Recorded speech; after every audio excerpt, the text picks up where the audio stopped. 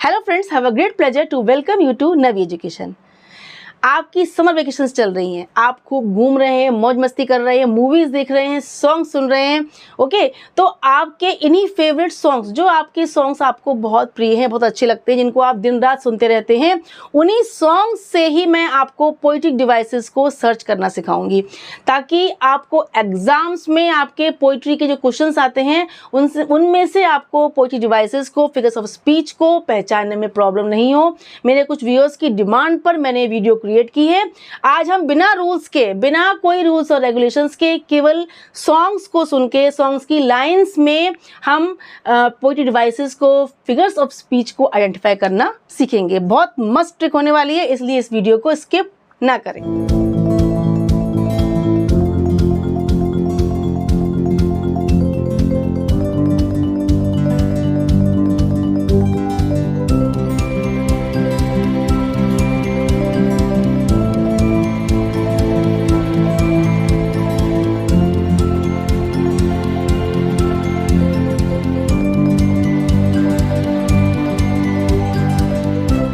बच्चों, आज हम आपके बॉलीवुड सॉन्ग्स, जो आपके फेवरेट सॉन्ग्स हैं, जिनको आप ऑल टाइम मोबाइल में या अपने टीवी में, मूवीज़ में सुनते रहते हैं, देखते रहते हैं और बहुत ही पसंद करते हैं, उन्हीं सॉन्ग्स से आज हम आपके फिगर्स ऑफ स्पीच को, पोइट्रिक डिवाइसेस को, लिटरेरी टूल्स को समझेंगे। फर्स्ट है फूलों सा चेहरा तेरा, कलियों सी मुस्कान है। ये आपने गाना सुना होगा, ये अनाड़ी फिल्म का गाना है। इसमें देखिए फूलों सा चेहरा, देखिए सा, फूलों जैसा चेहरा, सा मीन्स जैसा, यानी कि लाइक और एज। हमारा सिमिली आपने सीखा था कि जिसमें कि कंपैरिजन करने में हम लाइक और एज वर्ड्स का यूज़ करें। यानी हिंदी में क्या होता है, सा सी से सम समान, इंग्लिश में होता है लाइक और एज। यानी किसी से कंपेयर कर रहे हैं तो हम कंपेयरिंग वर्ड्स का यूज़ करते हैं। इसमें देखिए फूलों सा मीन्स फूलों जैसा चेहरा, कलियों सी माने कलियों जैसी मुस्कान। तो यहाँ पर आपका देखिए सा और सी यानी कंपेयरिंग वर्ड्स यूज हुए हैं कंपैरिजन करने में। तो यहाँ पर कौन सा हुआ आपका, यह हुआ आपका सिमिली। कौन सा हुआ, सिमिली आपका पोइट्री डिवाइस है, क्योंकि इसमें हमारा सा और सी यानी कंपैरिजन करने में कंपेयरिंग वर्ड्स का यूज हुआ है। ऐसे आपका एक सॉन्ग और है, चांदी जैसा रंग है तेरा, आपने गाना सुना होगा। में जैसा यानी जैसा, सी सेम यानी जैसा भी यूज हुआ है, यानी कंपेयर करने में। चांदी जैसा कलर है ना, चांदी जैसा रंग है तेरा, सोने जैसे बाल, ऐसा कोई सॉन्ग है आपका, उसमें कंपेयर करने में जैसा, जैसे और जैसा वर्ड यूज हुआ है, यानी कंपेयरिंग वर्ड यूज हुए हैं, तो हमारा क्या होता है, सिमिली होता है। नेक्स्ट देखिए, तुम ही मेरे मंदिर, तुम ही मेरी पूजा, तुम ही देवता हो। ये आपने गाना सुना है, तुम ही मेरे मंदिर, तुम ही मेरी पूजा, तुम ही देवता हो। ठीक है, ये फिल्म कौन सी थी, ये थी खानदान पिक्चर का गाना था। इसमें आपका देखिए तुम मेरा मंदिर हो, वो यहाँ पर कंपेयर तो कर रहे हैं लेकिन कह रहे हैं तुम मेरे मंदिर हो, तुम मेरी पूजा हो, तुम मेरे देवता हो। यानी कंपैरिजन करने में हम एक चीज को दूसरी चीज मान लेते हैं, तब कौन सा होता है, तब होता है मेटाफर। यानी कंपैरिजन तो है लेकिन कंपैरिजन वाले वर्ड्स का यूज नहीं किया है, लाइक एज का या सा सी सम समान, हिंदी में इंग्लिश में होता है लाइक एज। इनका यूज ना करके सीधे हम जिससे कंपेयर कर रहे हैं उसको दूसरी चीज मान लेते हैं। ठीक है, तो यहाँ पर कौन सा होता है, मेटाफर। तुम ही मेरा मंदिर, यानी तुम मेरा मंदिर हो, तुम मेरी पूजा हो, तुम ही देवता हो। यानी इस सॉन्ग में उन्होंने दूसरी चीज जिससे कंपेयर किया उसको वही चीज मान लिया है। देन हमारा क्या हुआ, मेटाफर यानी रूपक। ठीक है, ये हमारा सिमिली क्या था, उपमा, ये हुआ हमारा रूपक। ठीक है, यानी मेटाफर। थर्ड देखिए, दिल दे दिया है जा तुम्हें देंगे, दगा नहीं करेंगे सनम। ये आपका गाना है मस्ती पिक्चर का, जिसमें देखिए D D D D consonant letter sound repeat हो रही है। जब किसी सेम लाइन में एक ही लेटर साउंड रिपीट होती है तो वहां पर क्या होता है, वहां होता है एलिटरेशन, यानी कि अनुप्रास अलंकार। जैसे आपका हिंदी में था, चंदू के चाचा ने चंदू की चाची, यानी च च च रिपीट हुआ था हिंदी में। ऐसे ही इंग्लिश में जब आपका कॉन्सोनेंट लेटर साउंड रिपीट होता है एक ही सेम लाइन में तो क्या होता है, एलिट्रेशन यानी अनुप्रास अलंकार। नेक्स्ट देखिए, आज मैं ऊपर आसमां नीचे, ये आपने गाना सुना, ये आपका फिल्म थी खामोशी का था, आज मैं ऊपर आसमां नीचे। ठीक है, तो इस गाने में क्या है, मैं ऊपर हूँ आसमां नीचे। इट मीन्स क्या है, यानी बोलने में बहुत ज्यादा अतिशयोक्ति का यूज हुआ है, यानी इतनी ज्यादा खुशी को शो किया गया है, हैप्पीनेस को शो किया गया है कि वो कह रही हैं कि मैं ऊपर हूँ आसमां नीचे है, यानी कि बहुत ज्यादा एक्सट्रीम हैप्पीनेस को शो किया गया है। उसमें उन्होंने किसका यूज किया है, अतिशयोक्ति का, यानी कि हाइपरबोल। यहाँ पर क्या हुआ, हाइपरबोल।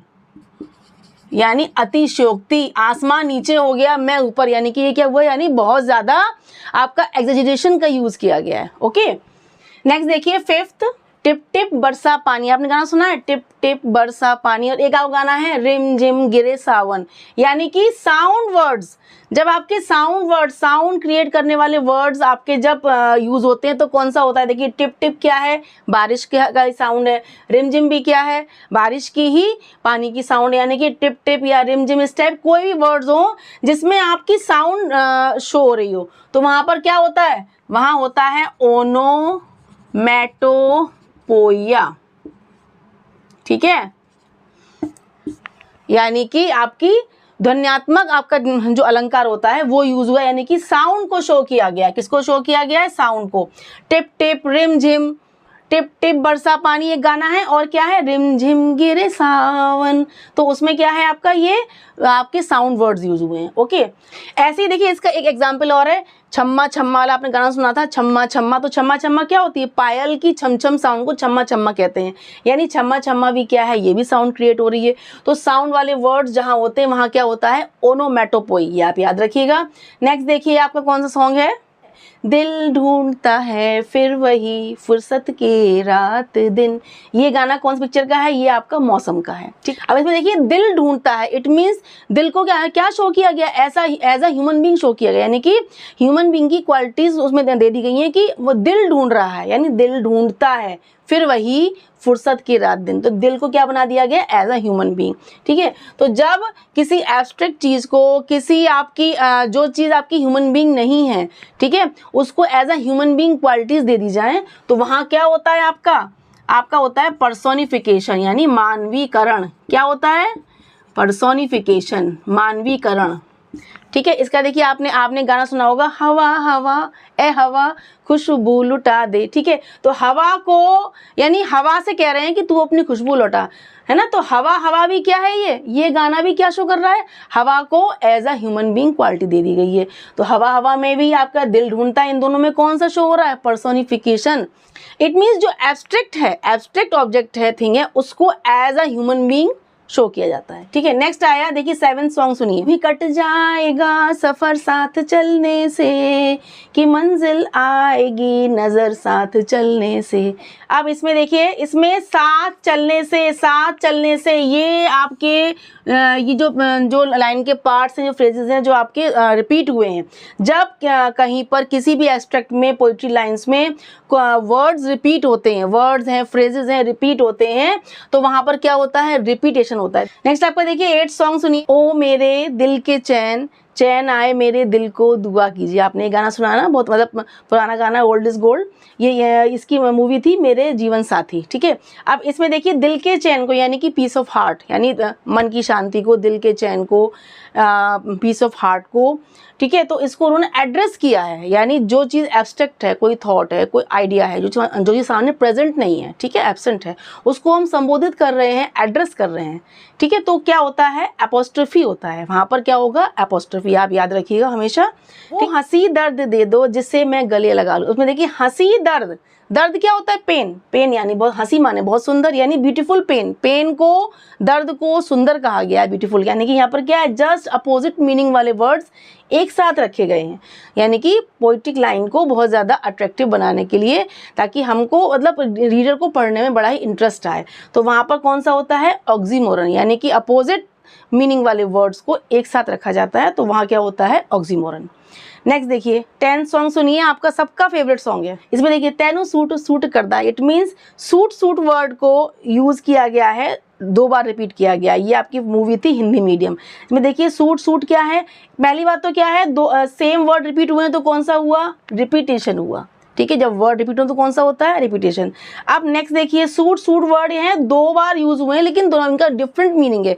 जब सिमिलर वर्ड्स हुए लेकिन उनका सेंस, उनका मीनिंग डिफरेंट हो, तो कौन सा होता है, पन होता है। ठीक है, पन लिटरेरी डिवाइस यूज होता है। अब एक सूट का मीन्स है पंजाबी ड्रेस, पंजाबी अटायर, यानी कि आपका सूट कुर्ता जो आप पहनते हैं, ठीक है। एक सूट मीन्स हुआ आपका कि वो आपको फिट है, आपके लिए परफेक्ट है, आप पे अच्छा लग रहा है, सूट कर रहा है, यानी एक सूट आपका ड्रेस हो गया, एक सूट हो गया आपके ऊपर फिट है, आपको अच्छा लग रहा है, यानी कि आपके ऊपर परफेक्ट है। तो ये दोनों के मीनिंग्स डिफरेंट हो गए, तो कौन सा हो गया? पन। जिस भी बच्चे को पोएटिक डिवाइसेस या लिटरेरी टूल्स बहुत डिफिकल्ट लगते हो, बहुत टफ लगते हो, वो मेरी आज की ये मस्त ट्रिक, मेरी ये वीडियो ज़रूर देखें, क्योंकि इस वीडियो से आपके जो फेवरेट गाने हैं जो आप दिन रात सुनते हैं, उन सॉन्ग्स को सुन के ही पोएटिक डिवाइसेस को आप क्लियर कर लेंगे। आपको डिफरेंस समझ में आ जाएगा कि हमारा पोएटिक डिवाइसेस में कहा क्या गया है, कैसे हम उनको पहचान सकते हैं। इसलिए इस वीडियो को बिल्कुल भी स्किप ना करें और अपने सारे फ्रेंड्स को शेयर कर दें। So please enjoy your vacations. Bye bye.